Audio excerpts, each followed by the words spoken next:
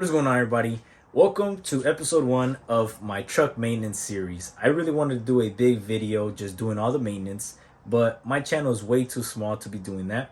So I figured I'm going to do one job per video, and it's just going to be a series. You guys can follow along. Today we're going to start out with the oil change. I know it's boring, but I just want to do like a series that's consistent so that the algorithm can start pushing out my videos and actually get rewarded whenever I do a bigger video, if that makes sense.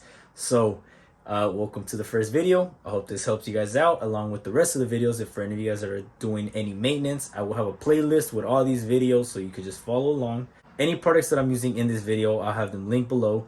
You can go check them out. It is an Amazon affiliate link type deal, but the best way to support the channel, and you guys get the exact products that I'm using so y'all know that I tested them already. So hope you guys enjoy the video. First thing we gotta do is open the oil cap on top of the engine. Oil cap is on the passenger side of the engine. Just pop it off, put it to the side. This will allow air to flow through and it doesn't create a vacuum, making it a lot easier for the oil to flow out. Now we can go under the car. Alrighty, peep the setup. Got all of my lights, filming on the GoPro. I mean, one of the greatest things about working on the truck is you don't even gotta jack it up. My freaking truck is already just tall as hell. Right here is our drain and oil filter. It's in a really convenient spot. This is how I got the setup. So first thing is we're gonna go ahead and remove the drain bolt.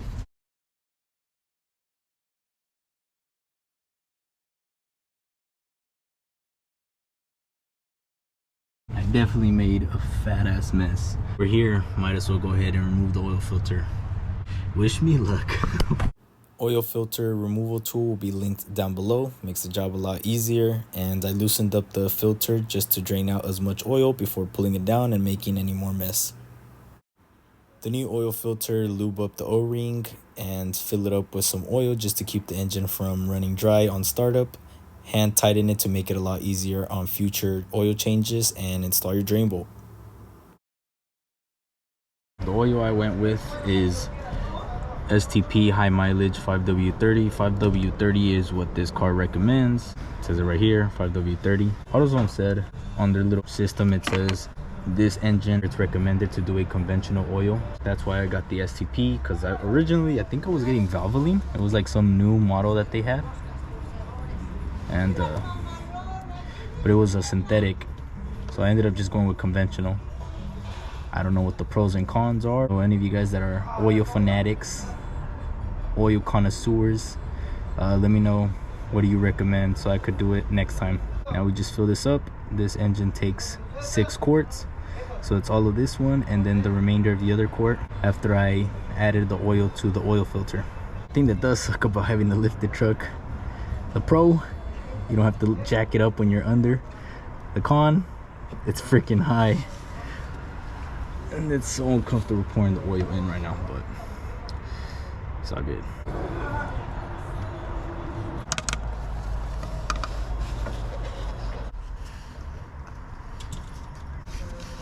Now we're gonna go ahead and start the car just to get the oil circulating, and then we can check the oil level later.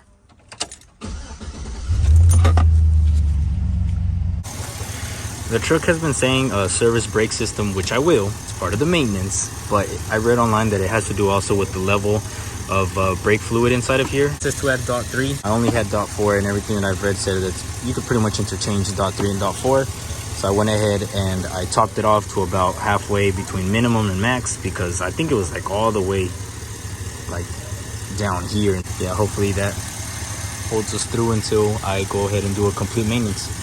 Vehicle has been running for a couple minutes. Go ahead and turn off the car, let the oil drain all the way down so I could just check the oil levels and make sure it's good. Or in order to reset your engine oil light, turn it on, but don't turn on the engine. Push the gas pedal down 3 times, within 5 seconds. Oh, there we go, oil life reset. I'm really not the best at reading these dipsticks. Pull it out, clean the dipstick. 5 dots. And it has this like cross hatching. Now that I'm not sure if you'll be able to see it, but basically you want to be in between the cross hatching right here to make sure that you have enough oil. I'm gonna try to shoot for the middle dot. Let's go ahead and put this thing back inside. and hopefully we have enough oil. Pull it out. So I don't know if y'all be able to tell, but all of these are filled up with oil. That one isn't. So I'm assuming we have enough oil. It's all the way to about right here. Like I said, I'm not the best at reading these oil dipsticks, but I see oil all the way up to like the 4th dot. So I'm assuming we're good. I have a record of not blowing up any engines yet. Okay, so I turned on the car. It didn't tell me anymore about the change the oil, so I think that worked. And it also doesn't have the freaking brake light on anymore. So I guess we were just low on freaking brake fluid the whole time. So very easy fix. As you can see, no lights except the seatbelt light. That is it for episode 1. I hope you guys enjoyed it. I hope you guys can stay tuned for the rest of the series. I know it's boring, but trust, this is just simply to help on my channel to get a little bit more exposure and get into the algorithm with more consistent uploads. Shorter videos, so I hope not to take too much of your time. Remember, check those links down below if you want to pick up any of the products that I used within my video. It is an Amazon affiliate link, so I do get some money back. The best way to support the channel, and you guys get products that I used and tested already. I'll see you guys in the next video. God bless. Chale ganitas.